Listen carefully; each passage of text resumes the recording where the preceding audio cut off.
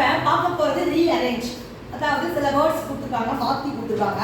அதை வந்து நம்ம என்ன பண்ண போகிறோம், ரீஅரேஞ்ச் பண்ணி கரெக்டான வார்த்தையை நம்ம கண்டுபிடிக்க போகிறோம். இந்த வார்த்தைகள் அனைத்துமே அன்றாட வாழ்க்கையில் நம்ம தினமும் பார்க்க வேண்டிய விஷயங்கள். காலையில் எழுந்திருந்து படுக்கிற வரைக்கும் நம்ம பார்க்கக்கூடிய வார்த்தைகள். இப்போ பாருங்க, ரீஅரேஞ்ச்மெண்ட் பண்ண போகிறோம். ஃபர்ஸ்ட்ல ஒரு லெட்டர்ஸ் இப்படி கொடுத்துருக்காங்க. இதை ரீஅரேஞ்ச்மெண்ட் பண்ணால் என்ன வருது அப்படின்னு பார்த்தா வால் கிளாக் அப்படின்னு வருது. வால் கிளாக் இது கடிகாரத்தை நம்ம காலையில் டெய்லி பார்க்குறோம்.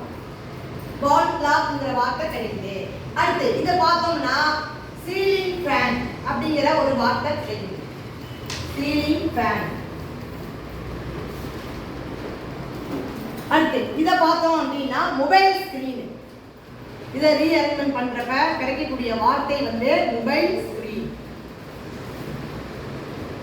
அடுத்து இந்த வார்த்தையை பார்க்குறப்ப என்ன வருது அப்படின்னா மிரர் கிளாஸ். மிரர் கிளாஸ் அப்படிங்கிற ஒரு வார்த்தை கிடைக்குது.